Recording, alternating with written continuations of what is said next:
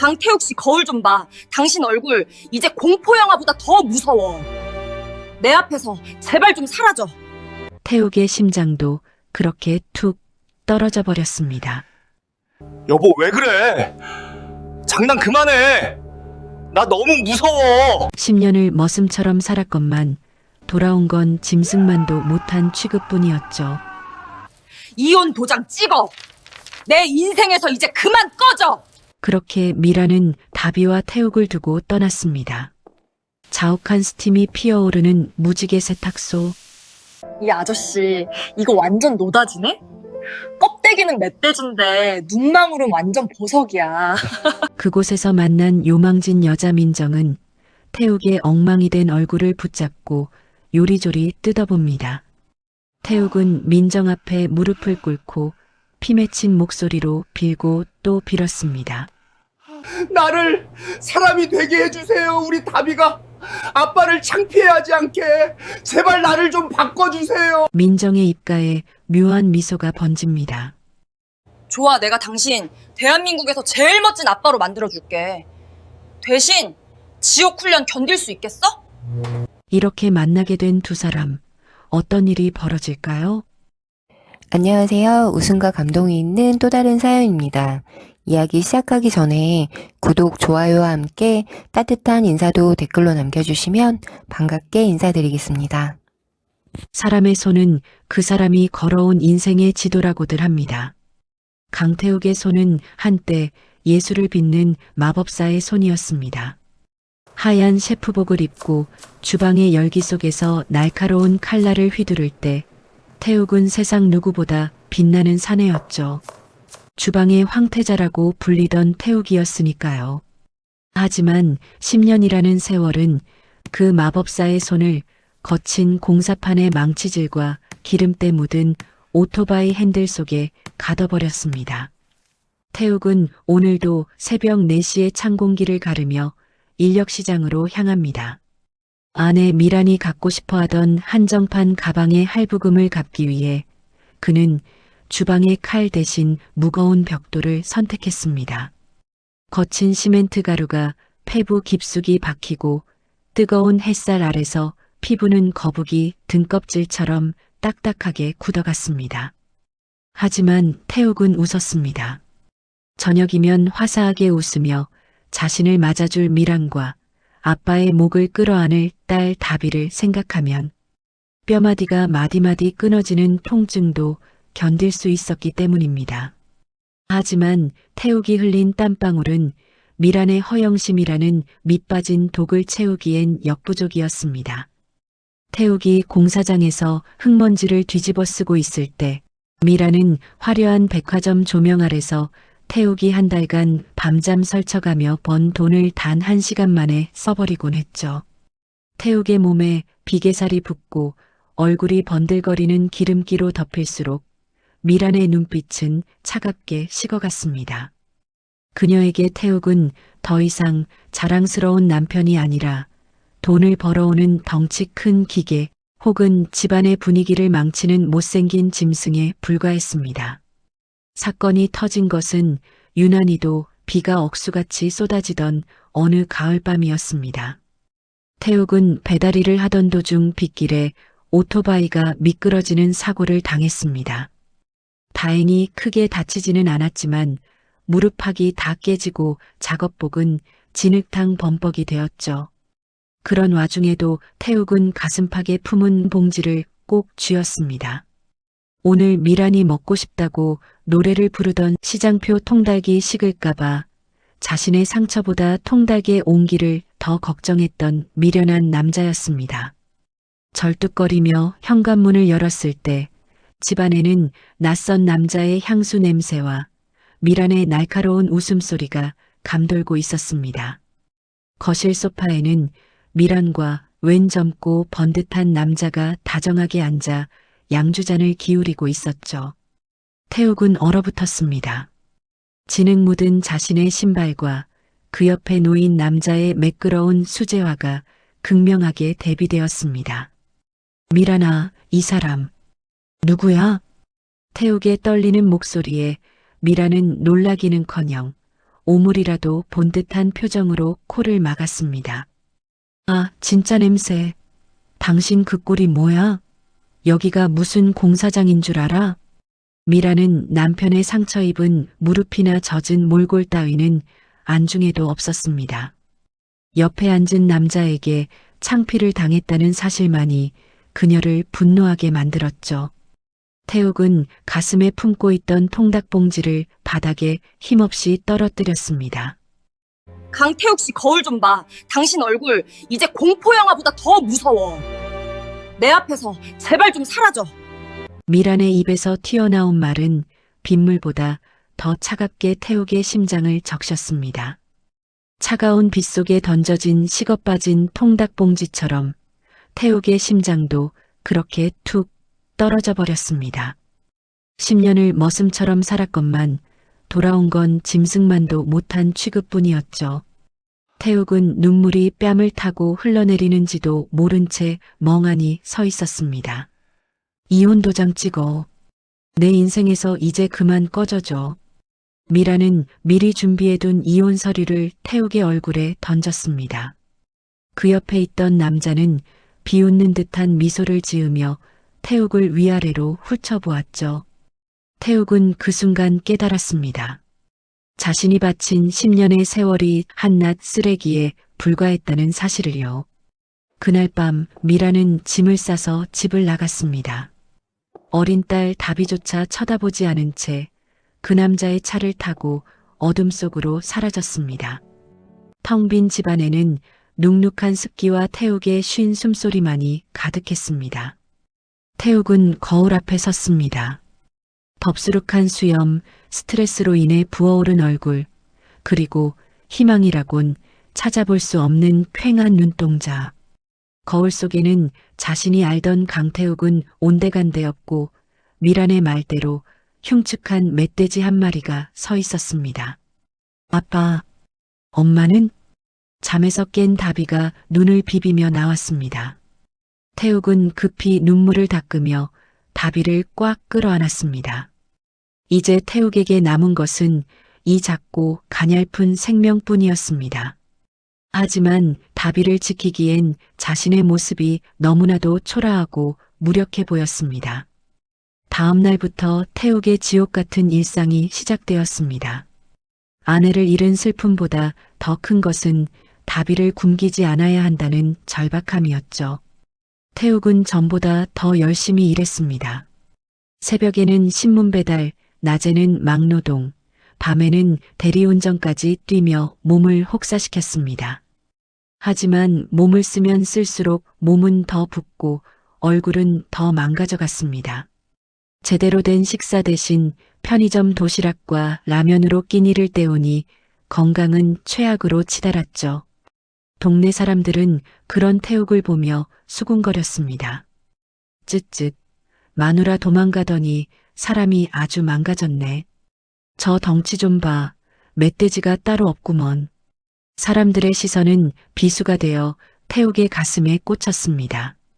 태욱은 점점 사람들을 피하게 되었고 고개를 숙인 채 땅만 보고 걷는 것이 습관이 되었습니다. 그러던 어느 날 다비의 초등학교에서 학부모 참관 수업이 있다는 통지서를 받았습니다. 태욱은 가슴이 설레면서도 두려웠습니다. 다비가 친구들에게 멋진 아빠를 보여주고 싶어 할 텐데 지금 자신의 꼴이 다비에게 짐이 될까봐 걱정되었기 때문입니다. 태욱은 큰맘 먹고 옷장 깊숙이 넣어두었던 옛날 양복을 꺼냈습니다. 10년 전 결혼할 때 입었던 태욱이 가장 아끼던 옷이었죠. 하지만 옷은 이미 태욱의 몸을 거부하고 있었습니다. 단추는 터져나갈 듯 팽팽했고 어깨는 꽉 끼어 팔조차 제대로 움직일 수 없었습니다. 억지로 몸을 끼워 넣은 채 거울 앞에 선 태욱은 그만 주저앉아 통곡하고 말았습니다. 거울 속의 남자는 양복을 입은 신사가 아니라 억지로 옷을 입혀놓은 짐승처럼 보였기 때문입니다. 아빠, 그냥 가지마. 나 괜찮아. 문틈으로 아빠를 지켜보던 다비가 조용히 다가와 태욱의 등을 어루만졌습니다. 그 작은 손길이 태욱을 더 가슴 아프게 했습니다. 다비는 이미 알고 있었던 겁니다. 아빠가 세상의 시선 때문에 얼마나 힘들어하는지를요. 태욱은 다비를 품에 안고 다짐했습니다. 이대로는 안 된다고, 이대로 무너져서는 다비의 인생까지 망가뜨릴 것 같다고 말이죠. 하지만 현실의 벽은 높았습니다. 돈을 벌기 위해선 몸을 더 혹사해야 했고, 몸을 혹사할수록 외모는 더 추해지는 악순환이 계속되었습니다. 태욱의 자존감은 바닥을 뚫고 지하까지 내려갔습니다. 그는 이제 자신을 사랑할 방법조차 잊어버린 채 오직 다비의 끼니를 걱정하는 생계형 기계로 살아가고 있었습니다. 미란이 떠난 지 석 달째 되던 날, 태욱은 길에서 우연히 미란의 소식을 들었습니다. 그녀가 그 남자와 함께 화려한 파티를 즐기며 행복하게 살고 있다는 소식이었죠. 태욱은 가슴이 무너져 내렸습니다. 자신은 이렇게 밑바닥에서 허덕이고 있는데 모든 것을 망가뜨리고 떠난 그녀는 아무런 죄책감 없이 빛나고 있다는 사실이 믿기지 않았습니다. 태욱은 밤늦게 술에 취해 비틀거리며 집으로 돌아오는 길에 공원 벤치에 앉았습니다. 밤하늘의 별조차 자신을 비웃는 것 같았습니다. 강태욱, 너는 참 바보같이 살았구나. 남을 위해 내 인생을 다 갖다 바치고 남은 게 고작 이 껍데기뿐이니. 태욱은 자신의 굵은 팔뚝과 불룩한 배를 만지며 자책했습니다. 태욱은 다시 고개를 숙이고 어두운 집으로 향했습니다. 다비가 잠든 방의 문을 열어보며 그는 속으로 빌고 또 빌었습니다. 신이시여, 제발 저에게 기회를 주세요. 우리 다비에게 부끄럽지 않은 아빠가 될 수 있게 단 한 번만이라도 저를 사람답게 만들어주세요.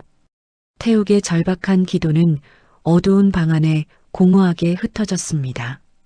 태욱은 거울 속의 자신을 향해 마지막으로 나직하게 의조렸습니다. 그래, 나는 멧돼지다. 하지만 이 멧돼지 가죽 속에 아직 내 심장은 뛰고 있어. 태욱의 눈에 서린 서글픈 투지가 희미하게 반짝였습니다. 세상 모든 아빠들에게 딸은 신이 내려준 가장 가냘프고도 눈부신 선물입니다. 하지만 강태욱에게 딸 다비는 선물인 동시에 가슴 깊이 박힌 가시이기도 했습니다. 자신이 못나서, 자신이 가진 게 없어서 저 예쁜 아이의 웃음을 지켜주지 못한다는 자책감이 태욱의 거구만큼이나 무겁게 그를 짓누르고 있었으니까요. 내일은 다비의 학교 하계의 날입니다. 엄마가 떠나고 처음 맞는 큰 행사였죠. 다비는 며칠 전부터 엄마가 예전에 사주고 갔던 낡은 분홍색 드레스를 머리맡에 두고 잤습니다. 비록 레이스는 군데군데 헤어지고 색바랜 옷이었지만 다비에게는 엄마의 온기가 남아있는 유일한 보물이었던 겁니다. 태욱은 그런 다비를 볼 때마다 가슴 한구석이 아릿했습니다. 더 예쁘고 새것인 드레스를 사주고 싶었지만 당장 이번 달 생활비와 공과금을 걱정해야 하는 처지에 그건 사치스러운 욕심이었죠. 사건은 다비가 잠들기 전 드레스를 다시 한번 입어보려다 일어났습니다. 아빠, 이거 봐. 나 예뻐? 하며 신이 나서 드레스를 머리 위로 올리던 다비의 표정이 순식간에 굳어버렸습니다. 낡을 대로 낡은 드레스의 어깨끈이 툭 하고 끊어지더니 가슴팍의 얇은 천이 좌르르 찢어져 버린 것입니다. 아빠, 어떡해. 옷이 죽었어. 다비의 커다란 눈망울에 눈물이 그렁그렁 고였습니다. 태욱은 심장이 덜컥 내려앉았습니다. 찢어진 것은 옷감이 아니라 내일 친구들 앞에서 예쁘게 보이고 싶었던 8살 소녀의 작은 꿈이었습니다. 태욱은 떨리는 손으로 찢어진 천을 만져보았습니다. 이미 사글대로 삭아서 바느질 한 번에 더 크게 터져나갈 것 같은 위태로운 상태였죠.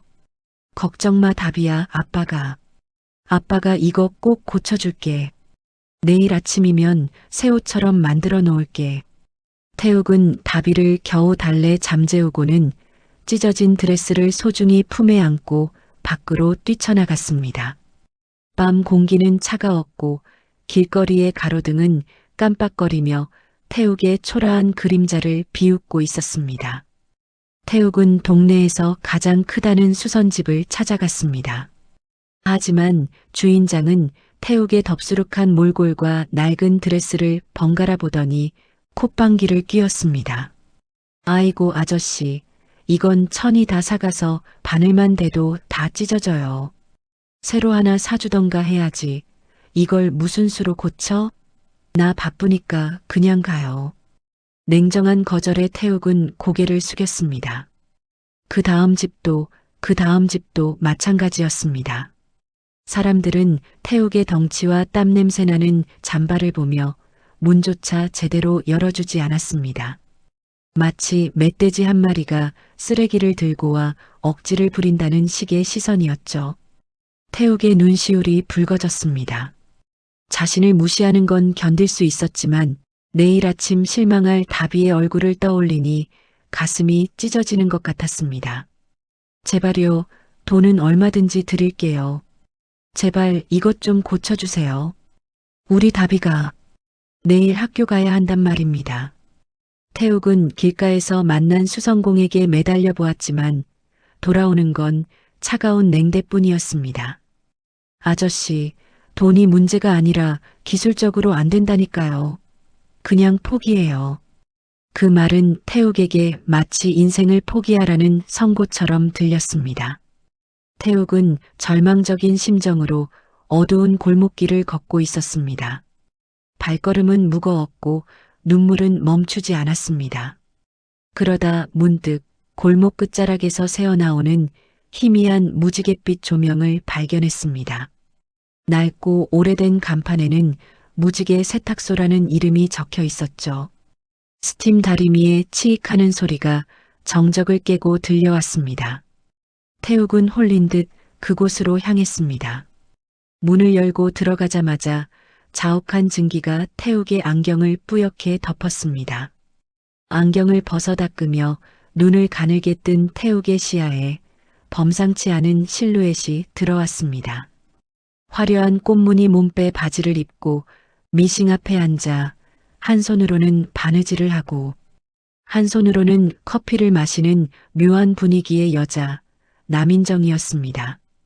민정은 39이라는 나이가 믿기지 않을 정도로 생기 넘치는 얼굴을 하고 있었습니다. 하지만 그녀의 눈빛만큼은 수만 번의 가위질과 고뇌를 겪어온 장인의 그것처럼 날카롭고 깊었죠. 사실 민정은 파리 유학파 출신의 천재 디자이너였습니다. 배신과 음모로 인해 패션계를 떠나 어머니의 세탁소를 지키고 있었지만 옷을 대하는 그녀의 진심만큼은 여전히 뜨거웠습니다. 민정은 들어온 태욱을 향해 눈길도 주지 않은 채 툭 내뱉었습니다. 영업 끝났어요. 내일 아침 일찍 오시던가. 그 말에 태욱은 주춤거렸지만 이번이 마지막이라는 생각에 다급하게 드레스를 내밀었습니다. 저기, 사장님, 제발 이것 좀 봐주세요. 다른 곳에선 다 안 된다고 하는데 사장님은 고치실 수 있을 것 같아서요. 우리 딸 학예의 옷인데 제가 못나서 옷이 이렇게 됐습니다. 태욱의 절박한 목소리가 세탁소 안을 가득 채웠습니다. 민정은 그제야 미신기를 멈추고 고개를 들었습니다. 그녀의 시선이 먼저 닿은 곳은 태욱의 엉망이 된 외모가 아니라 그가 소중하게 받쳐들고 있는 낡고 찢어진 분홍색 드레스였습니다. 민정은 자리에서 일어나 태욱에게 다가왔습니다. 가늘고 긴 손가락이 드레스의 찢어진 부분을 가만히 어루만졌습니다. 천이 아주 죽기 일보 직전이네. 주인 닮아서 고생 꽤나 한 옷이야, 이건. 민정의 혼잣말에 태욱은 숨을 멈추었습니다. 민정은 이제 드레스에서 시선을 떼어 태욱의 얼굴을 유심히 살피기 시작했습니다. 땀에 젖어 번들거리는 이마, 스트레스로 인해 부어오른 볼살, 그리고 초라한 잠바차림. 누가 봐도 볼품없는 아저씨의 모습이었지만 민정의 눈에는 다른 것이 보였습니다. 민정은 갑자기 태욱의 턱을 훅 낚아채듯 잡았습니다. 태욱은 깜짝 놀라 뒤로 물러나려 했지만 민정의 힘은 생각보다 강했죠. 그녀는 태욱의 얼굴을 요리조리 돌려가며 현미경이라도 들이댄 듯 관찰하기 시작했습니다. 잠깐만. 이 아저씨, 이거 뭐야? 어머머, 세상에나. 민정의 감탄사에 태욱은 당황했습니다. 왜 그러세요? 제 얼굴에 뭐라도 묻었나요? 민정은 대답 대신 태욱의 깊은 눈동자를 뚫어지게 쳐다보았습니다. 이 아저씨, 이거 완전 노다지네. 껍데기는 멧돼지인데 눈망울은 완전 보석이야. 속눈썹 긴 것 봐, 세상에. 이 콧날이랑 턱선은 살 속에 파묻혀서 숨도 못 쉬고 있었네. 민정의 목소리가 들뜨기 시작했습니다. 디자이너로서의 본능이 깨어난 것이죠. 그녀의 눈에는 태욱의 비대한 살집 너머에 숨겨진 완벽한 골격과 기품 있는 선이 보였던 겁니다. 마치 투박한 원석 속에 갇힌 거대한 다이아몬드를 발견한 보석 감정사처럼 민정의 눈은 광기에 가까운 열정으로 번뜩였습니다. 태욱은 민정의 반응이 당황스러웠지만 그보다 더 중요한 건 드레스였습니다. 그는 민정의 손을 붙잡고 무릎을 꿇었습니다. 세탁소 바닥에 차가운 기운이 느껴졌지만 상관없었습니다.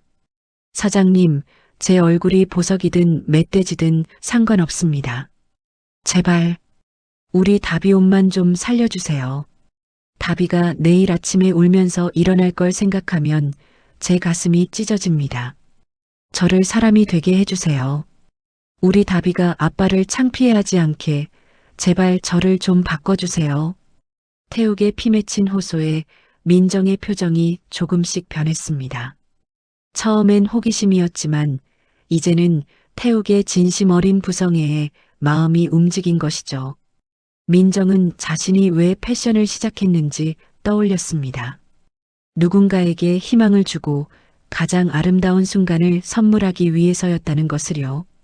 배신당한 상처 때문에 잊고 살았던 그 뜨거운 마음이 태욱의 눈물을 통해 다시 살아나고 있었습니다. 민정은 태욱의 손을 뿌리치지 않고 가만히 내려다보았습니다. 그리고 입가에 아주 묘한 미소를 띄웠습니다. 그것은 장난스러운 것 같으면서도 거대한 운명을 예고하는 승부사의 미소였습니다. 좋아, 내가 당신 대한민국에서 제일 섹시한 아빠로 만들어줄게. 이 찢어진 드레스? 내 전공이 심폐소생술이야. 내일 아침이면 공주님 옷으로 만들어 놓을 테니까 걱정 마. 그 말 한마디에 태욱은 세상을 다 얻은 기분이었습니다. 정말입니까?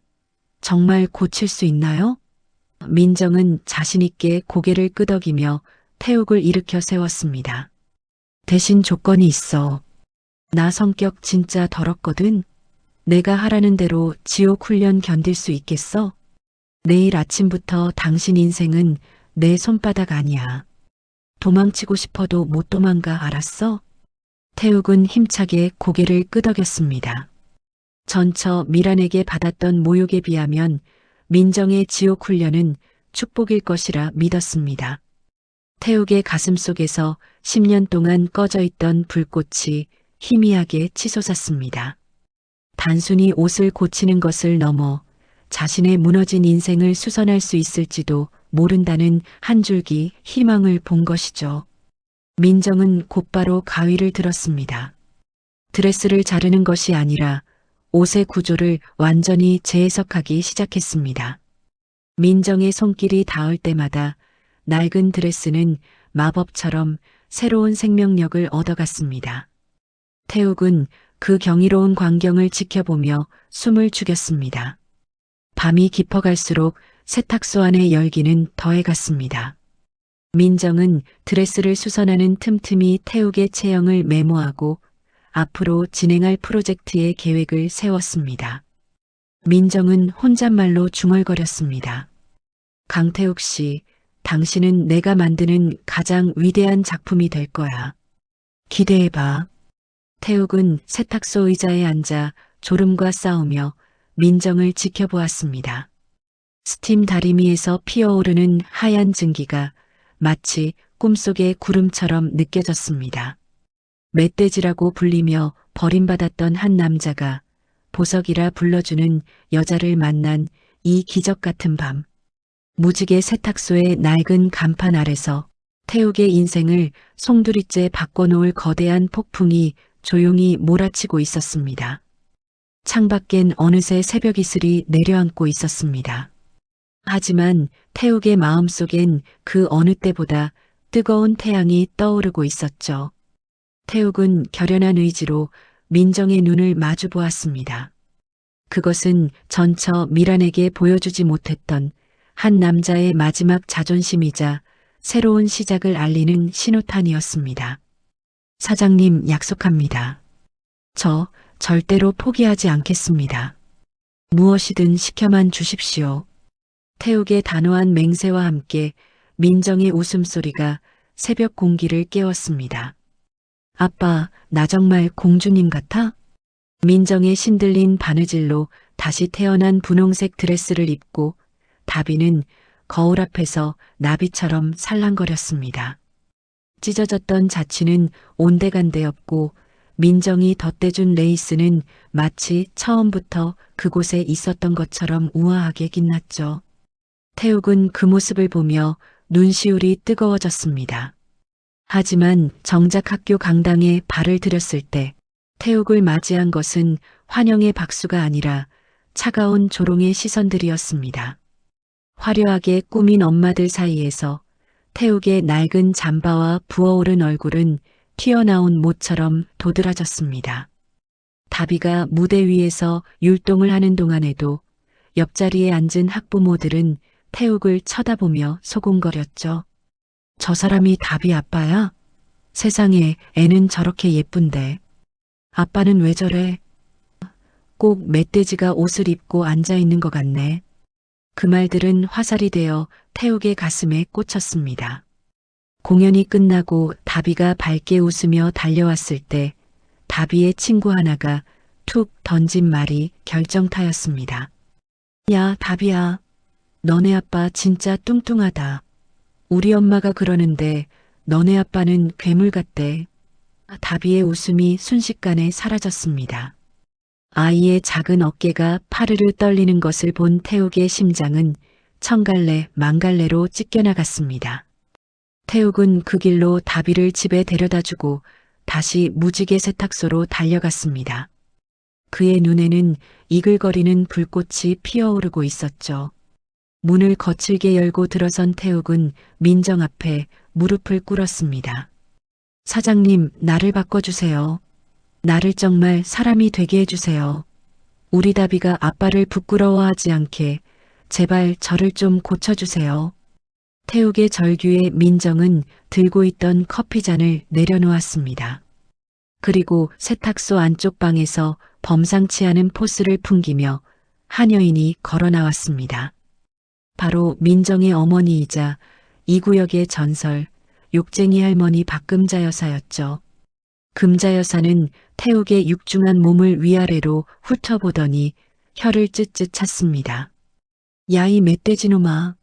내 놈이 그동안 처먹은 게 다 어디로 갔나 했더니 죄다 미련 뚱단지처럼 살로만 갔구먼. 금자 여사의 일침에 태욱은 고개를 숙였습니다. 금자 여사는 다짜고짜 태욱의 등짝을 향해 매운 스매싱을 날렸습니다. 짝! 소리가 세탁소 안을 가득 채웠죠. 아이고, 아파라. 할머니, 왜 때리세요? 태욱이 비명을 지르자 금자 여사가 쩌렁쩌렁한 목소리로 꾸짖었습니다. 아프냐? 내 딸년 마음은 이것보다 수천 배는 더 아팠을 것이다. 이 돼지 발톱 같은 놈아. 정신 똑바로 차려.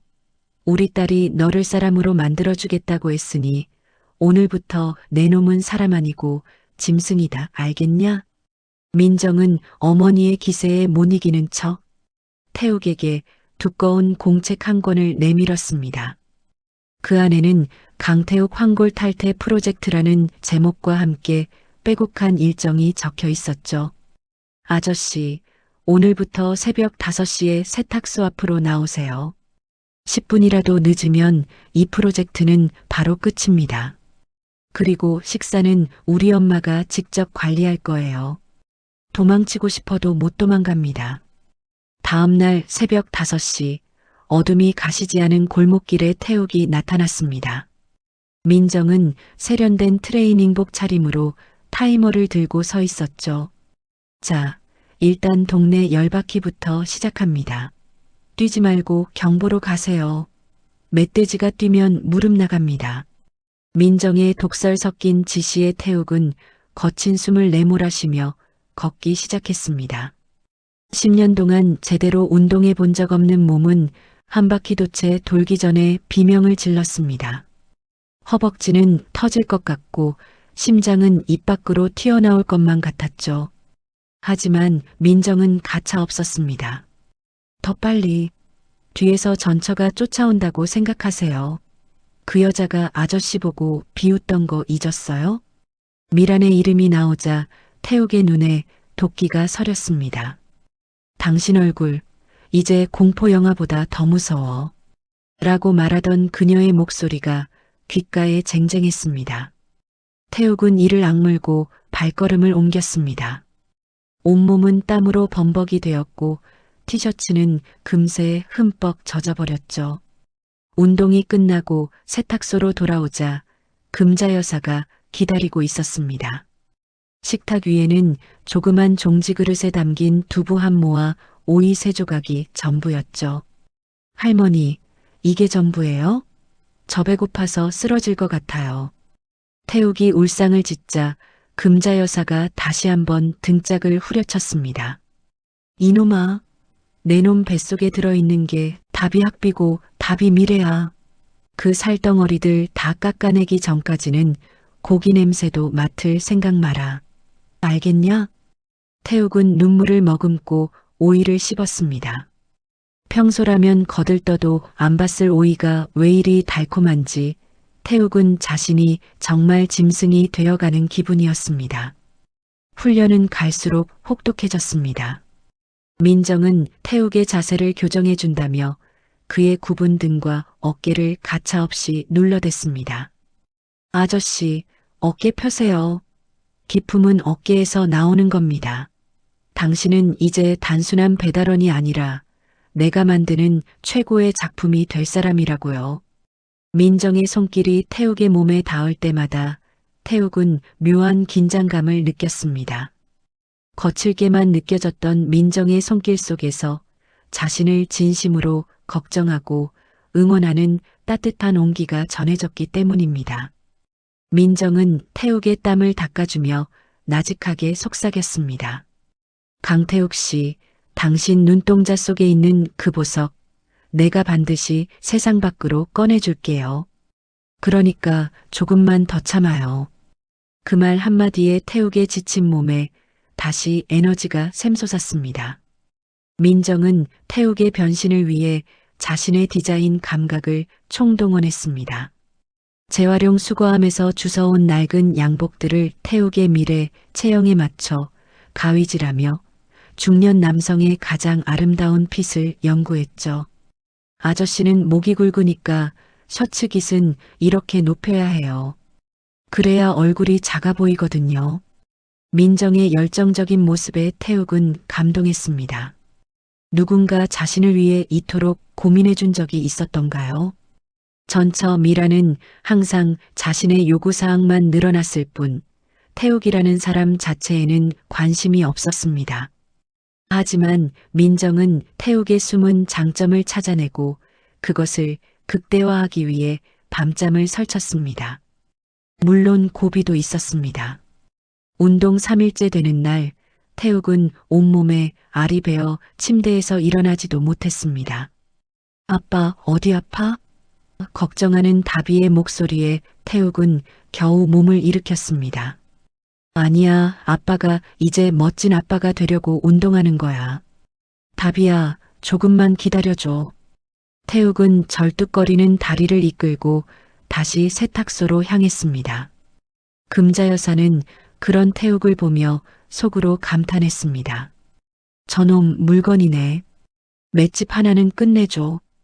금자 여사는 태욱에게 쓴 한약을 내밀며 툭 던졌습니다. 마셔라. 내 놈 간땡이가 부어서 살이 안 빠지는 거니까. 이거 마시고 정신 차려. 태욱은 코를 찌르는 쓴 약을 원샷했습니다. 인생의 쓴맛을 이미 다 본 태욱에게 한약의 쓴맛은 오히려 달게 느껴졌습니다.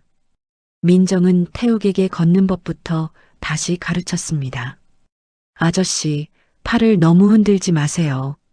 시선은 정면보다 살짝 위를 보시고요. 당당하게 이 세상이 다 내 거라는 생각으로 걸으란 말이에요. 세탁소 앞 골목은 태욱의 런웨이가 되었습니다. 동네 이장님과 아주머니들은 그 광경을 보며 낄낄거렸죠. 아이고, 저 멧돼지가 모델이라도 되려나 보네. 세탁소집 딸내미가 사람 하나 잡겠구먼. 사람들의 비아냥거림에도 태욱은 멈추지 않았습니다. 민정이 지켜보고 있었고 다비가 응원하고 있었으니까요. 태욱은 밤마다 민정이 짜준 식단과 운동 일지를 적었습니다. 배고픔에 잠이 오지 않을 때면 예전에 미란에게 구박받으며 썼던 일기장을 꺼내 읽었습니다. 오늘도 미란이가 나보고 돼지라고 했다. 거울 보기가 무섭다. 그런 글들을 읽으며 태욱은 주먹을 불끈 쥐었습니다. 다시는 그 시절로 돌아가지 않겠다고 반드시 변해서 그 여자의 콧대를 꺾어놓겠다고 다짐했죠. 민정은 태욱의 피부 관리에도 정성을 들였습니다. 세탁소에서 나오는 스팀을 이용해 태욱의 모공을 열고 직접 만든 천연팩을 얼굴에 덕지덕지 발라주었죠. 아저씨, 피부가 좋아야 귀티가 나는 거예요. 이제부터 술, 담배는 절대 금지입니다. 태욱은 민정의 손길이 얼굴에 닿을 때마다 가슴이 두근거렸습니다. 이것은 단순한 피부 관리가 아니라 무너졌던 자존감을 다시 세우는 의식과도 같았습니다. 민정은 태욱의 눈을 바라보며 말했습니다. 보세요. 조금씩 보석이 드러나고 있잖아요. 강태욱 씨, 당신은 정말 근사한 사람이에요. 태욱은 거울 앞에 섰습니다. 비록 아직 살은 많이 빠지지 않았지만 퀭했던 눈동자에는 생기가 돌기 시작했고 굽었던 어깨는 조금씩 펴지고 있었습니다. 민정과 금자 여사의 혹독한 훈련 속에서 태욱의 껍데기는 서서히 벗겨지고 있었죠. 그 시각 동네 어귀에는 화려한 외제차 한 대가 멈춰 섰습니다. 차에서 내린 미라는 선글라스를 고쳤으며 무지개 세탁소 쪽을 째려보았습니다. 강태욱, 이 인간이 감히 이혼하자마자 딴살림을 차려? 내 아파트 내놓기 전까진 절대 편하게 못 살지. 미란의 탐욕스러운 눈빛이 어둠 속에서 번뜩였습니다. 태욱의 앞날에 다시 한번 거센 폭풍우가 예고되는 순간이었죠. 하지만 태욱은 더 이상 예전의 겁쟁이 멧돼지가 아니었습니다. 그는 민정의 손을 잡고 새로운 인생이라는 무대 위로 당당히 첫 발을 내디뎠습니다. 무지개 세탁소의 미싱 소리가 밤 공기를 가르며 경쾌하게 울려 퍼집니다. 그것은 태욱의 부활을 알리는 축포이자 통쾌한 반격을 예고하는 서곡이었습니다. 아저씨, 내일은 오늘보다 2배로 힘들 거예요. 준비됐죠? 민정의 물음에 태욱은 힘차게 대답했습니다. 네, 사장님. 지옥 끝까지라도 가겠습니다. 세상에서 가장 무거운 것은 태욱의 몸무게가 아니라 한밤중에 찾아오는 지독한 허기였습니다. 위장은 비어있다 못해 서로 달라붙어 비명을 질렀고 감기지 않는 눈꺼풀 너머로는 노릇노릇하게 구워진 삼겹살과 매콤한 떡볶이가 환영처럼 떠다녔죠. 태욱은 침대에 누워 마른 침을 삼키며 배를 움켜쥐었습니다. 금자 여사가 이거 먹으면 사람 아니다. 라며 신신당부한 오이반 토막의 효능은 이미 안드로메다로 떠난 지 오래였습니다. 태욱은 결국 참지 못하고 도둑고양이처럼 살금살금 방을 나왔습니다.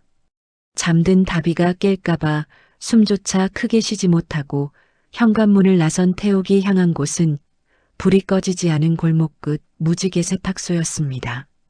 그곳엔 오늘도 태욱의 변신을 위해 밤을 새워 미싱을 돌리는 민정이 있었으니까요. 태욱은 혹시나 민정이 먹다 남은 과자 부스러기라도 있을까 하는 얄팍한 기대로 세탁소 문을 조심스레 열었습니다. 칙! 자욱한 스팀 소리와 함께 민정의 날카로운 목소리가 정적을 깨뜨렸습니다. 거기 누구야? 강태욱 씨예요? 태욱은 들킨 도둑처럼 움찔하며 어둠 속에서 기어나왔습니다. 민정은 헝클어진 머리를 질끈 묶은 채 태욱의 수트를 가봉하고 있었죠. 태욱의 초췌한 몰골을 본 민정은 피식 웃음을 터뜨렸습니다. 왜요? 배고파서 잠이 안 와요? 눈 보니까 이미 정신줄 놓은 것 같은데. 태욱은 민망한 듯 뒤통수를 극적이며 민정 옆으로 다가갔습니다. 민정의 작업대 위에는 김이 모락모락 나는 찐고구마 2알과 시원한 보리차 한 잔이 놓여 있었죠. 태욱의 눈동자가 그 고구마를 따라 격렬하게 흔들렸습니다. 그 모습이 마치 간식을 기다리는 커다란 강아지 같아 민정은 마음이 약해지고 말았습니다. 에휴, 딱 하나만 먹어요. 우리 엄마한테 걸리면 나도 죽고 당신도 죽는 거 알죠? 민정이 고구마 하나를 내밀자 태욱은 세상을 다 얻은 표정으로 그것을 받아들었습니다. 뜨거운 고구마를 호호 불어가며 한 입 크게 베어문 태욱의 얼굴에 극락의 미소가 번졌습니다. 10년 동안 먹어온 그 어떤 산의 진미보다도 민정이 건넨 고구마 한 알이 더 달콤하게 느껴졌던 것입니다. 고마워요. 민정씨, 진짜 살 것 같네요. 저 정말 아까는 벽지라도 뜯어먹을 뻔했어요. 태욱의 너스레에 민정은 웃음을 참으며 의자를 내주었습니다. 두 사람은 스팀 다리미에 따뜻한 온기가 남아있는 세탁소 한가운데 앉아 작은 고구마를 나눠 먹으며 비밀스러운 야식 타임을 가졌습니다. 사방은 고요했고 오직 미싱 돌아가는 소리와 두 사람의 낮은 숨소리만이 공간을 채웠죠. 민정 씨는 왜 이렇게 늦게까지 일해요? 나 때문에 너무 고생하는 것 같아서 마음이 안 좋네요. 태욱의 진심 어린 물음에 민정은 잠시 손을 멈추고 먼 곳을 바라보았습니다. 그녀의 눈에 서린 서글픈 빛을 태욱은 놓치지 않았습니다. 민정은 보리차를 한 모금 마시고는 덤덤하게 입을 열었습니다. 그냥 옷을 만들고 있으면 잊어버리거든요. 내가 얼마나 멍청하게 살았는지. 민정의 입에서 나온 이야기는 태욱의 상처만큼이나 깊고 아픈 것이었습니다. 화려한 파리의 패션쇼장, 천재 디자이너라 칭송받던 시절, 그리고 믿었던 동료와 연인에게 모든 디자인을 도둑맞고 나락으로 떨어졌던 그날 밤의 기억들. 민정은 자신이 만든 옷들이 다른 사람의 이름으로 런웨이를 걷는 것을 보며 숨어 울어야 했던 비참한 과거를 털어놓았습니다. 사람들은 내가 그냥 세탁소집 딸내미인 줄 알지만 사실은 도망친 거예요. 세상이 무서워서, 사람이 무서워서 이 좁은 세탁소로 숨어든 거죠. 민정의 고백에 태욱은 먹던 고구마가 목에 걸린 듯 가슴이 먹먹해졌습니다. 항상 당당하고 까칠하게만 보였던 그녀도 자신처럼 껍데기 속에 찢겨진 상처를 숨기고 있었다는 사실이 가슴 아프게 다가왔습니다. 태욱은 조심스레 민정의 거친 손등위로 자신의 투박한 손을 포개었습니다. 민정 씨는 도망친 게 아니라 다시 비상하기 위해 날개를 접고 있는 거예요. 내가 보석이라고 했잖아요. 보석은 진흙 속에 있어도 보석인 법이니까. 태욱의 따뜻한 위로에 민정의 눈시울이 붉어졌습니다. 자신을 멧돼지라 부르며 비하하던 태욱이 이제는 민정의 가치를 알아봐주는 유일한 사람이 되어 있었던 것입니다. 두 사람 사이에 묘한 기류가 흘렀습니다. 세탁소의 스팀은 핑크빛 안개처럼 두 사람을 감싸 안았고 태욱의 보석 같은 눈망울은 민정의 심장을 두드렸습니다. 태욱 씨, 당신 정말 많이 변했어요. 단순히 살이 빠진 게 아니라 눈빛이 예전의 그 슬픈 눈이 아니에요. 민정의 칭찬에 태욱은 쑥스러운 듯 웃었습니다. 사실 태욱은 요즘 거울을 보는 시간이 조금씩 즐거워지고 있었습니다. 민정이 알려준 대로 어깨를 펴고 당당하게 걷다 보니 마음속의 응어리도 조금씩 풀리는 기분이 들었죠. 무엇보다 민정과 함께하는 이 시간들이 태욱에겐 지옥 훈련보다 더 강한 에너지가 되고 있었습니다. 다 민정 씨 덕분이죠. 나 같은 멧돼지를 사람 만들어주겠다고 등짝 스매싱 견뎌가며 도와주는데 내가 어떻게 대충 하겠어요. 태욱의 농담에 민정은 까르르 웃음을 터뜨렸습니다. 긴장이 풀린 두 사람은 서로의 어린 시절 이야기, 다비의 귀여운 잠꼬대 이야기 등을 나누며 밤이 깊어가는 줄도 몰랐습니다. 태욱은 민정에게 자신이 요리사를 꿈꿨던 시절의 이야기를 해주었습니다. 언젠가 민정 씨에게 세상에서 제일 맛있는 요리를 해주고 싶다는 태욱의 약속에 민정은 수줍게 고개를 끄덕였죠. 하지만 행복한 시간도 잠시 세탁소 밖에서 거친 구두 소리가 들려왔습니다. 태욱과 민정은 소스라치게 놀라며 야식의 흔적을 치웠습니다. 혹시 금자 여사가 몽둥이를 들고 나타난 게 아닐까 하는 공포가 엄습했죠. 하지만 문을 열고 들어온 사람은 금자 여사가 아니라 잔뜩 도끼 오른 눈을 한 전처 미란이었습니다. 어머, 이심야에 둘이서 아주 좋은 시간 보내고 있었네. 강태욱, 당신 미쳤어? 이혼한 지 얼마나 됐다고 이런 세탁소 여자랑 붙어먹어? 미란의 천박한 대사에 태욱의 얼굴이 순식간에 굳어졌습니다. 미란은 세탁소 안을 휘저으며 민정이 작업하던 옷들을 헤집어 놓았습니다. 민정은 참을 수 없는 분노를 느꼈지만 태욱이 먼저 미란의 앞을 막아섰습니다. 최미란, 당장 나가. 여긴 당신 같은 사람이 올 곳이 아니야. 그리고 말 함부로 하지 마. 이분은 나를 다시 살게 해준 고마운 분이니까. 태욱의 목소리엔 예전의 비굴함은 찾아볼 수 없었습니다. 단호하고 기품 넘치는 그 기세에 미라는 잠시 당황했지만 이내 코웃음을 치며 비아냥거렸습니다. 살게 해줘? 웃기지 마. 그래봤자 당신은 멧돼지고 저 여자는 옥수선쟁이야. 끼리끼리 노는 꼴이 아주 가관이네. 답이 양육비나 똑바로 준비해둬. 알았어? 미라는 침을 뱉듯 말을 내뱉고는 세탁소를 나갔습니다. 휩쓸고 지나간 폭풍우 뒤에 남겨진 것은 무거운 정적이었습니다. 민정은 엉망이 된 원단을 정리하며 입술을 깨물었습니다. 태욱은 그런 민정의 어깨를 조심스레 감싸 안았습니다. 미안해요, 민정 씨. 나 때문에 이런 모욕까지 당하게 해서. 민정은 고개를 가로저었습니다. 그리고 태욱을 똑바로 바라보며 말했습니다. 아니요, 저 여자 덕분에 더욱이가 생기네요. 태욱 씨, 우리 진짜 보여줍시다. 당신이 얼마나 멋진 남자인지 저 여자가 버린 게 보석이 아니라 태양이었다는 걸 내가 증명해 줄게요. 민정의 눈에는 그 어느 때보다 강한 의지가 불타고 있었습니다. 태욱은 민정의 그 눈빛에서 자신의 미래를 보았습니다.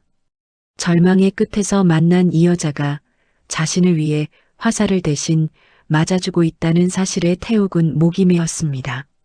그날 밤 태욱은 집으로 돌아가는 길에 밤하늘을 올려다보았습니다. 예전엔 보이지 않던 별들이 오늘따라 유난히 반짝이고 있었죠. 허기는 사라지고 가슴속엔 따뜻한 온기만이 가득했습니다. 민정과 나눠 먹은 고구마 한 알이 태욱의 심장을 다시 뛰게 만든 위대한 성찬이었던 것입니다. 집에 도착한 태욱은 잠든 다비의 머리를 쓰다듬었습니다. 다비야, 아빠가 꼭 약속 지킬게. 민정 아줌마랑 같이 세상에서 제일 멋진 아빠로 돌아올게. 태욱의 낮은 속삭임이 방안을 채웠습니다. 다음 날 아침, 태욱은 어김없이 새벽 5시에 세탁소 앞으로 나갔습니다. 민정은 미란의 독설 따위는 잊은 듯 더한한 미소로 태욱을 맞이했습니다. 금자 여사는 두 사람 사이의 묘한 기류를 눈치챈 듯 헛기침을 하며 등짝 스매싱의 강도를 조절했죠. 이놈아, 오늘은 어제보다 5kg 더 뛰어라. 연애질할 힘 있으면 살이나 빼란 말이야.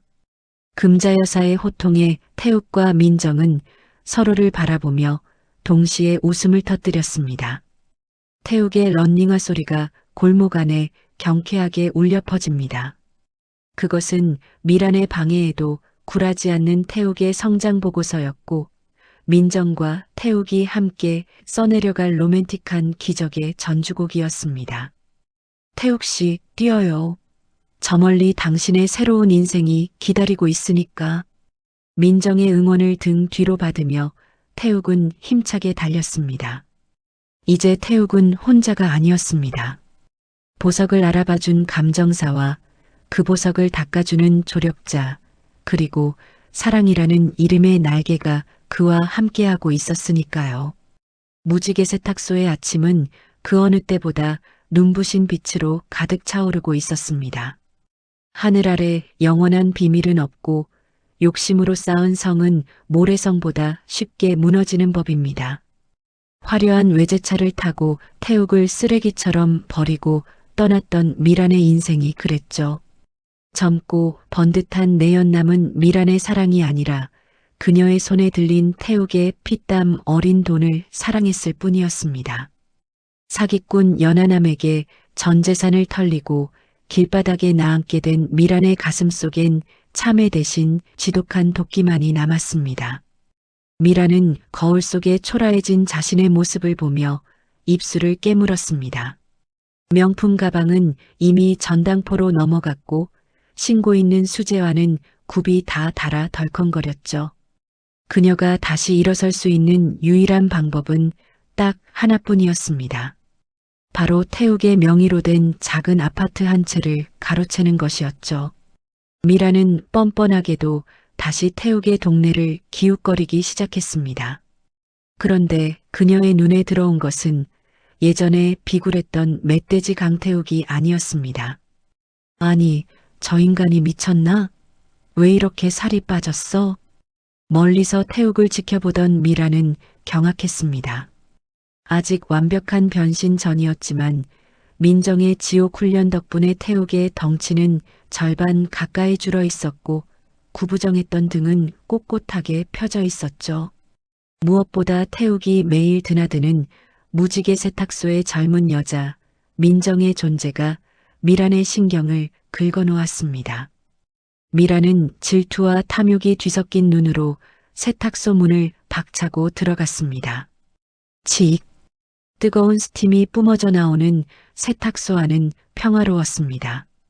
민정은 태욱의 새로운 수트를 정성스레 다림질하고 있었고 태욱은 옆에서 다비의 알림장을 챙기며 민정과 가벼운 농담을 나누고 있었죠. 그 평화로운 광경을 본 미란의 목소리가 찢어지듯 정적을 깨뜨렸습니다. 여기가 무슨 사랑방이라도 되는 줄 아나 보네. 강태욱, 당신 제정신이야? 미란의 등장에 태욱의 어깨가 움찔했습니다. 10년 동안 몸에 밴 공포가 무의식 중에 튀어나온 것이죠. 하지만 민정은 달랐습니다. 민정은 다리미를 내려놓지도 않은 채 차가운 눈빛으로 미란을 훑어보았습니다.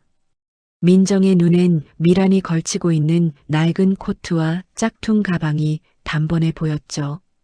천재 디자이너였던 민정에게 미란의 허세는 한낱 가소로운 연극에 불과했습니다.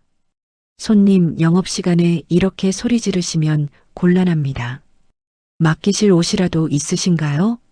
민정의 차분한 목소리에 미라는 더 화가 치밀었습니다.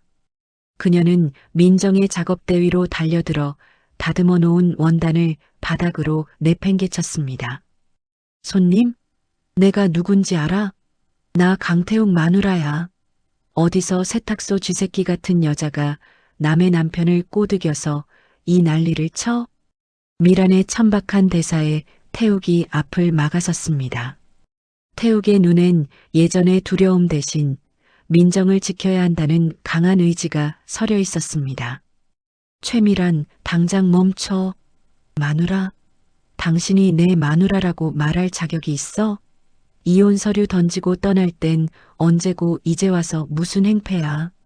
태욱의 단호한 태도에 미라는 짐짓 당황했습니다. 예전 같으면 무릎 꿇고 빌었을 태욱이 이제는 자신을 똑바로 쳐다보며 소리를 지르고 있었으니까요. 미라는 타겟을 민정에게로 돌렸습니다. 그녀는 민정의 옷깃을 잡으려 손을 뻗었지만 민정이 민첩하게 그 손을 쳐내버렸습니다. 사장님한테 손대지 마. 당신 손 더러워. 태욱의 차가운 일침에 미라는 악을 썼습니다. 어머머, 이것들 봐라. 아주 단단히 눈이 맞았구먼. 야, 너 같은 세탁소 여자가 이런 멧돼지 데려다가 뭐하게? 수선비 대신 몸이라도 받기로 했니? 수준 떨어져서 정말. 미란의 모욕적인 발언에도 민정은 눈 하나 깜짝하지 않았습니다. 오히려 민정은 바닥에 떨어진 원단을 조용히 주워 올리며 차갑게 미소 지었습니다. 아주머니, 큰 착각을 하시네.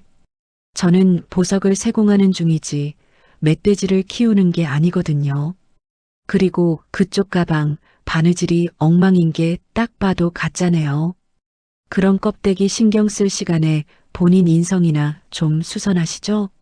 민정의 팩트 폭격에 미란의 얼굴이 불그락푸르락 변했습니다.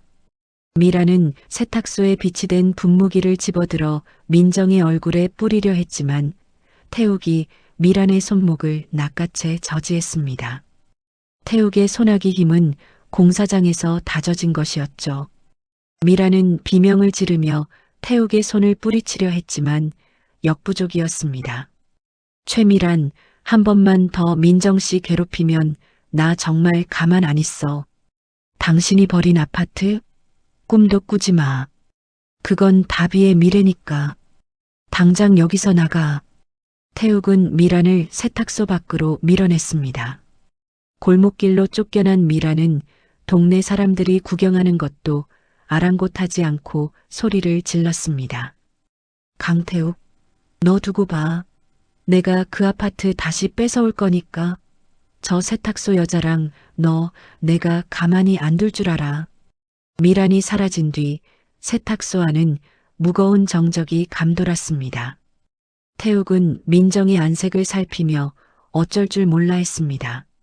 자신 때문에 이런 수모를 당하게 한 것이 너무나 죄송했기 때문입니다. 민정 씨, 정말 미안해요. 저 여자 미친년인 거 알지만 이렇게까지 할 줄은 몰랐어요. 상처받지 않았죠? 태욱의 걱정스런 물음에 민정은 오히려 피식 웃음을 터뜨렸습니다. 그녀는 헝클어진 머리를 대충 정리하며 태욱의 어깨를 툭 쳤습니다. 상처는 무슨요? 가방 가짜인 거 들켜서 얼굴 벌개진 거 봤어요? 아주 속이 다 시원하네. 근데 태욱 씨, 방금 좀 멋있었어요. 손목 잡을 때 보니까 진짜 남자 같던데요? 민정의 칭찬에 태욱의 얼굴이 빨개졌습니다. 두 사람 사이에 묘한 기류가 흐르는 것을 지켜보던 금자 여사가 방 안에서 헛기침을 하며 걸어 나왔습니다. 금자 여사의 손엔 굵은 대파 한 뿌리가 들려 있었죠. 이놈아, 마누라 단속 하나 못해서 세탁소를 개판으로 만들어? 저런 여우 같은 년은 몽둥이가 약인데. 태욱이 너 오늘부터 운동 강도 2배로 늘린다. 알겠냐? 금자 여사의 호통에 태욱은 힘차게 대답했습니다. 복수는 피로 하는 것이 아니라 자신이 보란 듯이 성공하고 행복해지는 것이라는 사실을 태욱은 조금씩 깨닫고 있었습니다. 하지만 미란의 역습은 여기서 끝이 아니었습니다. 그녀는 부동산 업자를 찾아가 태욱의 아파트가 자신의 공동명의라고 거짓말을 하며 매물로 내놓으려 획책했습니다. 또한 다비의 학교를 찾아가 자신이 엄마라는 사실을 이용해 다비를 데려가려 시도했죠.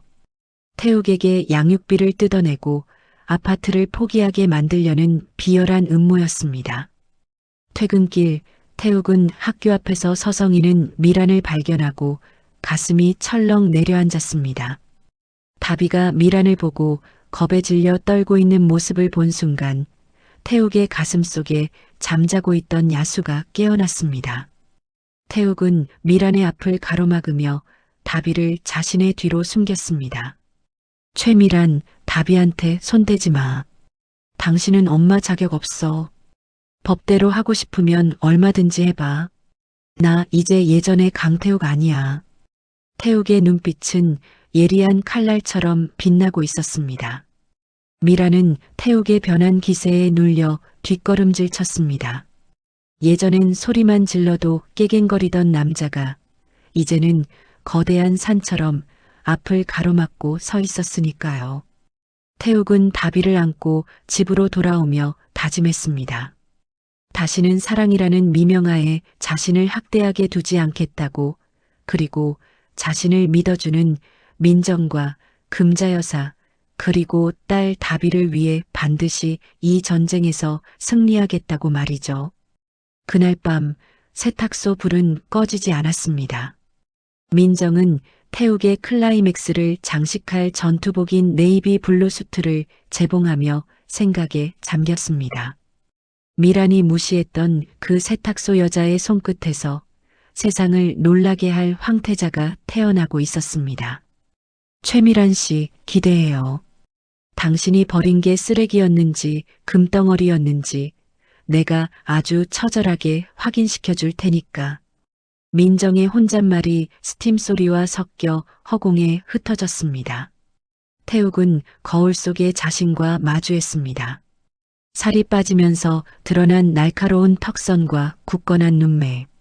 그것은 몰락한 가장이 아니라 소중한 것을 지키기 위해 다시 일어선 전사의 얼굴이었습니다. 미란의 탐욕이 깊어질수록 태욱의 각성은 더 단단해졌고 민정과의 신뢰는 사랑이라는 이름으로 연그러가고 있었습니다. 무지개 세탁소의 무지개는 폭풍우가 지나간 뒤에 더 선명하게 피어오를 준비를 마쳤습니다. 태욱 씨, 내일은 얼굴 시술 예약되어 있어요. 조금 아플 텐데 참을 수 있죠? 민정의 물음에 태욱은 나직하지만 힘 있는 목소리로 대답했습니다. 민정 씨가 해주는 거라면 뭐든 좋습니다. 이제 진짜 강태욱으로 살아보고 싶으니까요. 세상에서 가장 무서운 것은 칼날보다 날카로운 사람의 혀끝입니다. 전처 미라는 태욱을 향한 증오를 이제 그를 도와주는 민정에게로 돌렸습니다. 그녀는 동네 부녀회와 인터넷 카페에 민정이 유부남을 꼬드겨 가정을 파탄냈다는 악의적인 헛소문을 퍼뜨리기 시작했죠. 평생 성실하게 세탁소를 일궈온 민정과 금자여사에게는 하늘이 무너지는 것 같은 청천벽력 같은 일이었습니다. 무지개 세탁소 앞에는 아침부터 동네 사람들의 수군거림이 가득했습니다. 평소 정겹게 인사를 나누던 이웃들이 이제는 민정을 향해 손가락질하며 겉으론 멀쩡해 보이더니 속은 여우였네. 세탁소 집 딸내미가 사람 하나 잡았구먼이라며 비아냥거렸습니다. 민정은 입술을 깨물며 묵묵히 다리미를 잡았지만 떨리는 손끝까지 감출 수는 없었죠. 그 모습을 지켜보던 금자여사는 대파 뿌리를 들고 나가 사람들에게 소리를 질렀지만 이미 퍼진 소문은 걷잡을 수 없이 커져만 갔습니다.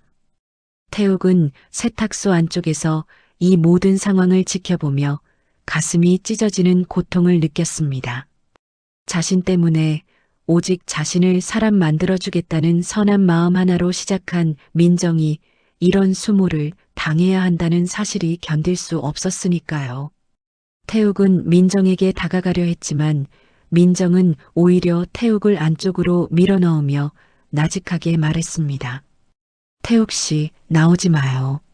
지금 나가면 저 사람들 말이 진짜라고 믿어버릴 거예요. 내가 알아서 할 테니까 제발 가만히 있어요. 민정의 배려는 태욱에게 더 큰 채찍질이 되었습니다. 태욱은 자신의 비겁했던 지난날을 반성했습니다. 미란의 독설에 고개를 숙이고 세상의 시선이 두려워 땅만 보고 걷던 멧돼지 같던 시절의 허물을 이제는 완전히 벗어던져야 할 때라는 것을 직감한 것이죠. 하지만 미라는 여기서 멈추지 않았습니다. 그녀는 아예 세탁소 안으로 당당하게 걸어 들어왔습니다. 미라는 명품 로고가 크게 박힌 선글라스를 고쳤으며 민정의 작업대 위에 놓인 태욱의 네이비 블루 수트를 손으로 툭 쳤습니다. 어머, 아직도 이 짓거리하고 있네? 남인정 씨, 내가 경고했지? 남의 남편 데리고 인형 놀이 그만하라고. 동네에 소문 다 났는데 얼굴 들고 장사할 수 있겠어? 사과하고 당장 저 인간 내쫓아. 그럼 소문은 내가 어떻게든 잠재워 줄 테니까. 미란의 뻔뻔한 제안에 민정은 다리미를 내려놓고 미란을 똑바로 쳐다보았습니다. 민정의 눈엔 눈물이 맺혀 있었지만 목소리만큼은 단단했습니다. 최미란 씨, 당신이 버린 건 단순한 남편이 아니라 한 사람의 인생이었어요. 내가 하는 건 인형 놀이가 아니라 당신이 짓밟은 보석을 다시 닦아내는 성스러운 작업이에요. 소문? 얼마든지 퍼뜨려봐요. 진실은 결국 드러나게 되어 있으니까. 민정의 당당함에 미라는 표독스럽게 웃으며 민정의 뺨을 향해 손을 휘둘렀습니다. 이게 어디서 꼬박꼬박 말대꾸야. 찰나의 순간 민정의 뺨에 닿으려던 미란의 손목을 누군가 강력한 힘으로 낚아챘습니다. 바로 태욱이었습니다. 태욱은 더 이상 구부정한 멧돼지가 아니었습니다. 혹독한 다이어트로 날렵해진 몸과 민정의 세심한 피부 관리로 매끄러워진 얼굴, 그리고 무엇보다 소중한 여자를 지키겠다는 강한 의지가 담긴 눈빛을 한 사내였죠. 태욱의 소나기 힘에 미라는 비명을 질렀습니다. 아, 이거 놓지 못해? 강태욱, 당신 미쳤어? 태욱은 미란의 손목을 천천히 하지만 아주 단단하게 내려놓으며 차가운 목소리로 의조렸습니다. 최미란, 내 경고 잊었어? 민정 씨한테 손대지 말라고 했지. 당신이 퍼뜨린 소문, 당신이 한 악행들, 내가 하나도 빠짐없이 다 되돌려줄 거야. 이제 도망갈 곳은 내가 아니라 당신이야. 태욱의 변화된 기세에 미라는 뒷걸음질 쳤습니다. 예전의 태욱이라면 상상도 할 수 없는 서늘한 카리스마가 뿜어져 나오고 있었기 때문입니다. 미라는 겁에 질린 눈으로 태욱을 쳐다보다가 이내 소리를 지르며 세탁소를 빠져나갔습니다. 미란이 떠난 뒤 민정은 참아왔던 눈물을 터뜨렸습니다. 태욱은 그런 민정을 조심스럽게 끌어안았습니다. 넓고 단단해진 태욱의 가슴은 이제 민정에게 가장 안전한 피난처가 되어 주었죠. 민정 씨, 미안해요. 나 때문에 이런 험한 꼴 당하게 해서 이제 정말 끝낼게요. 당신이 공들여 닦아준 이 보석이 얼마나 빛나는지 다비의 하계의 날 세상 모든 사람에게 보여줄 거예요. 태욱의 목소리엔 흔들림 없는 결의가 서려 있었습니다. 민정은 태욱의 품에서 고개를 끄덕이며 미소 지었습니다. 자신이 선택한 이 남자가 이제 정말로 왕관을 쓸 준비가 되었음을 깨달은 것입니다. 두 사람은 변신의 마지막 단계에 박차를 가했습니다. 민정은 태욱을 데리고 자신이 아는 유명한 피부과 원장을 찾아갔습니다. 그동안의 고생으로 깊게 패였던 눈가 주름을 펴고 거칠었던 피부 결을 정돈하는 최종 시술이 진행되었습니다.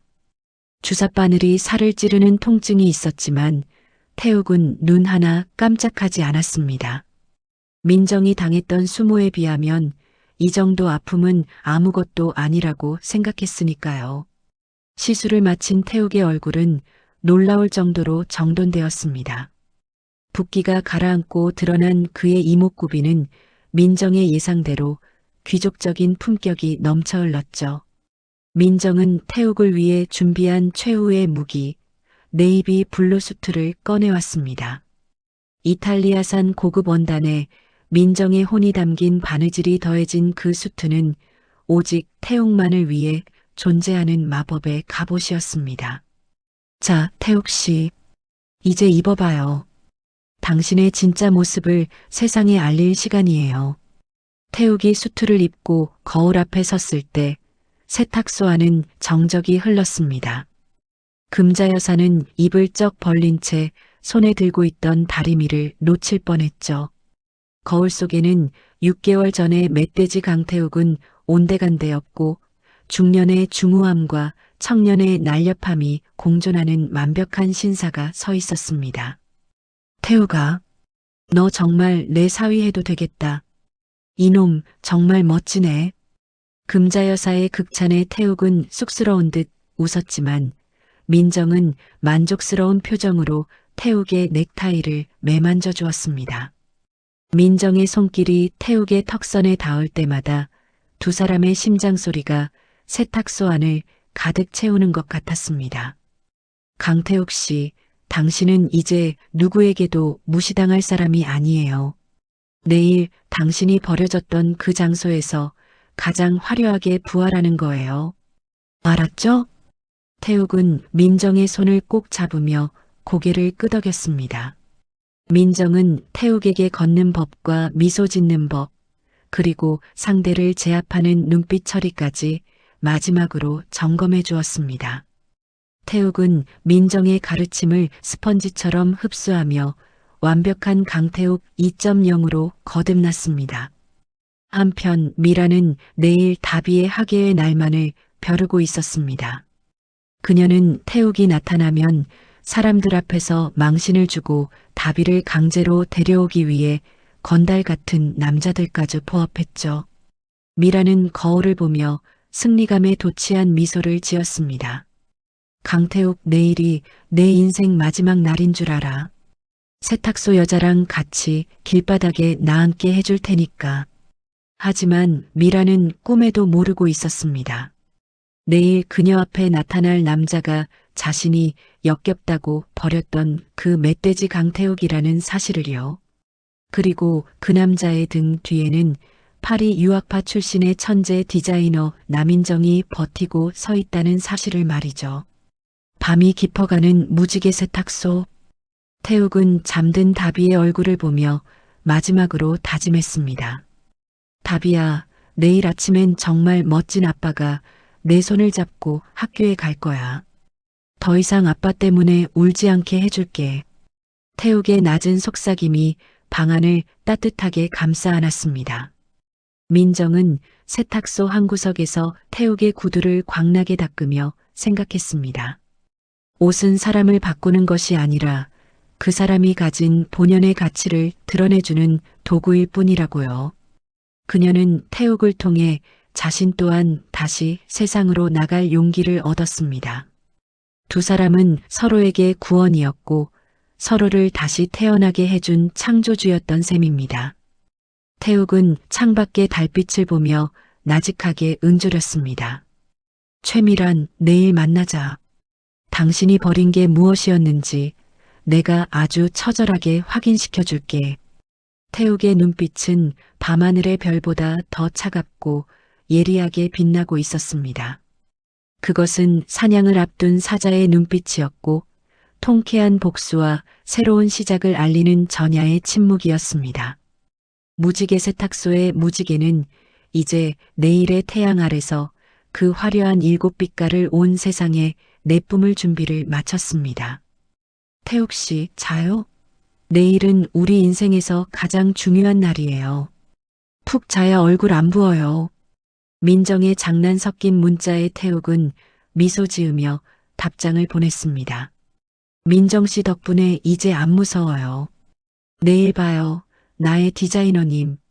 태욱의 답장을 확인한 민정은 행복한 미소를 지으며 불을 껐습니다. 폭풍 전야의 고요함 속에 두 사람의 새로운 운명이 밝아오고 있었습니다. 운명의 시간은 언제나 가장 화려한 장소에서 가장 잔인한 방식으로 찾아오는 법입니다.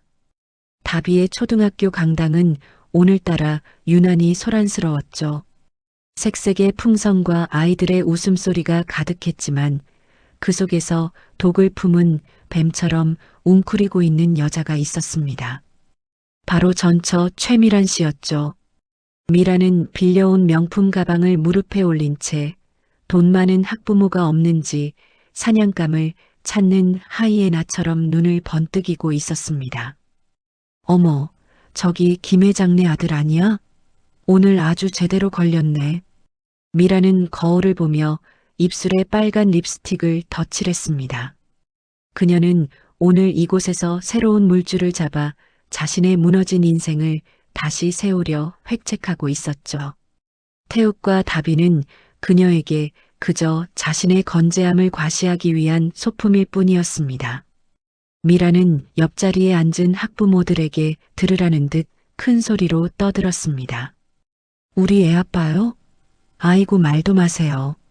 너무 바빠서 못 올 거예요. 워낙 능력 있는 사람이라 해외 출장이 잦거든요. 멧돼지 같은 인간이랑은 차원이 다르죠. 미란의 뻔뻔한 거짓말이 강당 안에 퍼져나갈 때였습니다. 갑자기 강당의 커다란 문이 육중한 소리를 내며 열렸습니다. 눈부신 역광을 등지고 누군가 긴 그림자를 들이우며 천천히 걸어 들어왔죠. 소란스럽던 강당 안이 순식간에 정적에 휩싸였습니다. 사람들의 시선은 자석에 끌리듯 문 쪽으로 향했습니다. 그곳엔 네이비 블루 수트를 완벽하게 소화한 한 남자가 서 있었습니다. 잘 정돈된 포마드 헤어 아래로 드러난 날카로운 턱선, 깊고 맑은 눈동자, 그리고 떡 벌어진 어깨와 긴 다리. 남자의 발걸음마다 기품과 여유가 넘쳐 흘렀습니다. 사람들은 수군거리기 시작했죠. 어머, 저 사람 연예인 아니야? 세상에 어느 집 학부모길래 저렇게 귀티가 나? 미란 역시 넋을 잃고 그 남자를 쳐다보았습니다. 그녀의 가슴이 두근거리기 시작했습니다. 드디어 자신이 찾던 완벽한 금덩어리가 나타났다고 확신한 것이죠. 남자는 사람들의 시선을 즐기는 듯 우아하게 걸음을 옮겨 미란의 앞자리에 앉았습니다. 남자의 몸에선 은은하고 고급스러운 향수 냄새가 풍겨왔고 그가 찬 시계는 조명 아래서 눈부시게 반짝였습니다. 미라는 이때다 싶어 콧소리를 섞어가며 남자에게 말을 걸었습니다. 어머, 실례지만 어느 집 학부모님이신가요? 혹시 영화배우 아니세요? 제가 웬만한 연예인들은 다 아는데 이렇게 실물이 근사한 분은 처음 뵙네요. 미라는 여우처럼 눈웃음을 치며 남자에게 바짝 다가앉았습니다. 남자는 천천히 고개를 돌려 미란을 쳐다보았습니다. 그의 눈빛은 얼음장처럼 차가웠지만 미라는 그것이 자신을 향한 강한 끌림이라고 착각했죠. 처음 뵙는 것 같지는 않은데요. 최미란 씨. 남자의 나직하고 중후한 목소리에 미라는 깜짝 놀랐습니다. 자신의 이름을 알고 있다는 사실에 그녀는 입꼬리가 귀에 걸릴 듯 올라갔습니다. 어머나, 제 이름을 어떻게 아세요? 역시 저를 어디선가 보신 적이 있군요. 제가 워낙 눈에 띄는 스타일이라서요. 호호. 미라는 자신의 가짜 루이비통 가방을 만지작거리며 은근슬쩍 남자의 팔뚝에 손을 얹으려 했습니다. 하지만 남자는 무심하게 그 손을 피하며 싸늘하게 미소 지었습니다. 당신 이름 잊고 싶어도 잊을 수가 없죠. 10년 동안 내 귀에 대고 독서를 퍼붓던 그 목소리니까. 남자의 말에 미란의 표정이 순식간에 굳어졌습니다.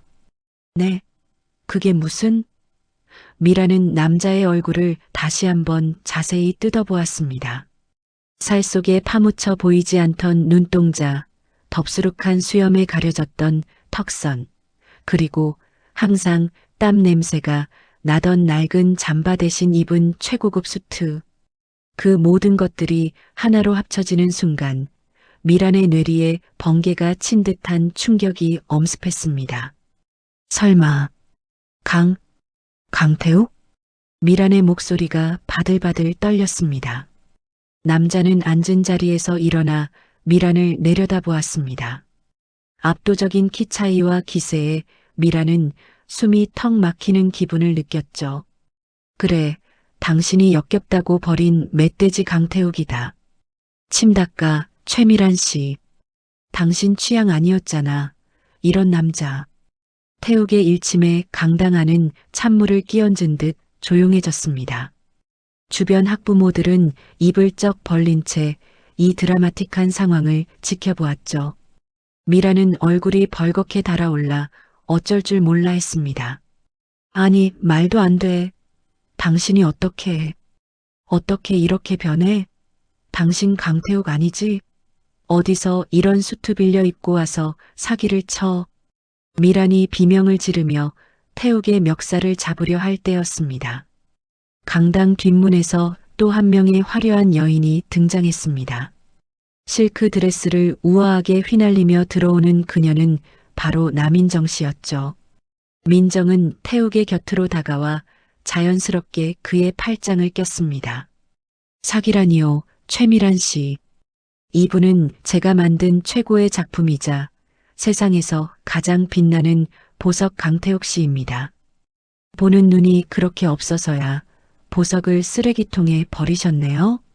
민정의 당당한 등장에 미란은 뒷걸음질 쳤습니다. 세탁소 여자. 미란이 소리쳤지만 민정은 아랑곳하지 않고 태욱의 수트깃을 정성스레 매만져 주었습니다. 아, 이제 세탁소 여자가 아니라 디자이너 남인정이라고 불러주시겠어요? 당신이 무시했던 그 기술로 이 남자를 다시 태어나게 했으니까요. 아, 그리고 당신 가방. 오늘 보니까 실밥이 더 터졌네요. 가짜 티가 너무 나서 제가 다 창피하네요. 민정의 팩트 폭격에 주변 학부모들 사이에서 웃음이 터져나왔습니다. 미라는 쥐구멍이라도 찾고 싶은 심정이었죠. 그녀가 퍼뜨렸던 민정과 태욱에 대한 헛소문들이 얼마나 비열한 거짓말이었는지 사람들은 이제 똑똑히 알게 되었습니다. 그때 무대 위에서 학예회를 마친 다비가 달려 내려왔습니다. 아빠. 다비의 외침에 태욱은 무릎을 굽혀 아이를 꽉 끌어안았습니다. 아빠, 정말 멋져. 세상에서 제일 멋진 아빠야. 다비의 웃음소리가 강당 안에 울려 퍼졌습니다. 태욱은 다비를 안아 올리며 미란을 차갑게 쳐다보았습니다. 미란은 다비를 향해 손을 뻗으려 했지만 태욱이 그녀를 가로막았습니다. 다시는 우리 다비 앞에 나타나지 마. 당신은 엄마 자격도 여자 자격도 없어. 당신이 버린 건 멧돼지가 아니라 당신의 마지막 양심이었으니까. 태욱의 단호한 선언에 미라는 결국 주저앉아 통곡했습니다. 하지만 그녀의 눈물은 참회의 눈물이 아니라 다 잡은 금덩어리를 놓친 것에 대한 탐욕의 눈물이었죠. 학부모들은 미란을 경멸 어린 눈초리로 쳐다보며 태욱과 민정에게 박수를 보냈습니다. 강태욱 씨, 정말 대단하네요. 어떻게 저렇게 변할 수가 있지? 그러게 말이야. 역시 사람은 겉만 보고 판단하면 안 돼. 사람들의 칭찬과 환호 속에서 태욱은 민정의 손을 꼭 잡았습니다. 민정은 태욱을 향해 수줍게 미소 지었습니다. 두 사람의 시선이 마주치는 순간 강당 안의 공기는 핑크빛 설렘으로 가득 찼습니다. 이것은 단순한 복수가 아니었습니다.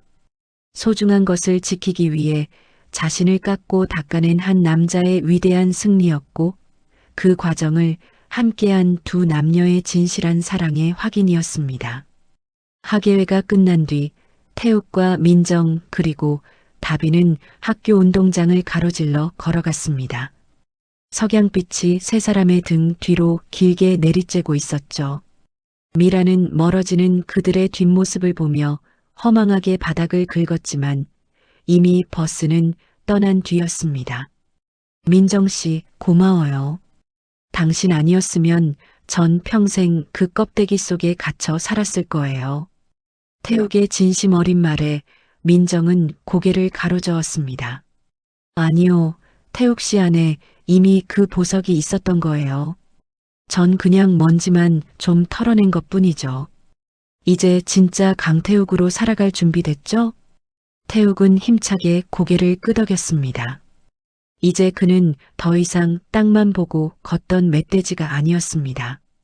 당당하게 가슴을 펴고 세상을 향해 미소 지을 수 있는 보석보다 더 빛나는 사내가 되어 있었습니다. 세 사람은 무지개 세탁소로 향하는 길 위에서 행복한 웃음을 터뜨렸습니다. 미란의 방의 공작은 모두 물거품이 되었고 태욱의 화려한 반전은 동네의 전설이 되었습니다. 아빠, 나 배고파. 우리 고기 먹으러 가자. 다비의 활기찬 목소리에 태욱이 다비를 번쩍 안아들었습니다. 그래, 우리 다비가 먹고 싶은 거 다 먹자. 민정 씨도 같이 가요. 제가 오늘 거하게 쏠게요. 태욱의 호탕한 웃음소리가 저녁 노을 속으로 퍼져나갔습니다. 미라는 멀리서 그 웃음소리를 들으며 자신의 초라한 인생을 한탄했지만 이미 늦은 후회였습니다. 껍데기만 쫓던 여자의 말로와 알맹이를 지키려 노력했던 남자의 결실이 극명하게 갈린 순간이었습니다. 비가 온 뒤에 땅이 굳는다는 말은 결코 틀린 말이 아니었습니다. 무지개 세탁소의 낡은 간판 위로 찬란한 아침 햇살이 내리쬐는 오늘 이 골목의 공기는 이전과는 전혀 다른 생동감으로 가득 차 있었죠. 태욱의 화려한 변신이 온 동네에 알려진 뒤로 사람들의 시선은 경멸에서 존경으로 그리고 시기에서 부러움으로 바뀌어 버렸습니다. 가장 먼저 몰락의 길을 걷게 된 것은 전처 최미란 씨였습니다.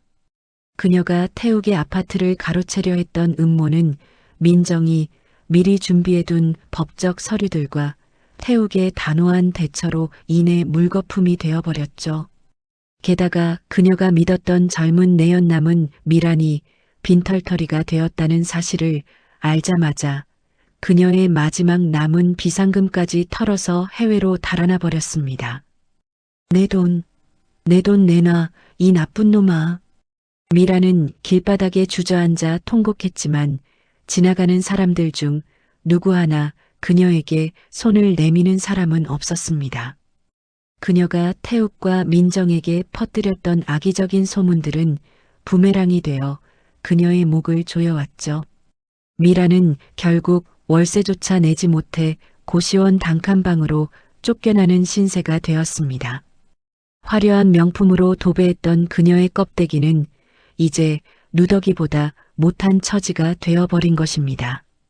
미라는 좁은 방 안에서 태욱이 요리사로 성공했다는 뉴스를 보며 가슴을 쳤습니다. 내가 왜 그랬을까? 내가 왜 저 보석을 알아보지 못했을까?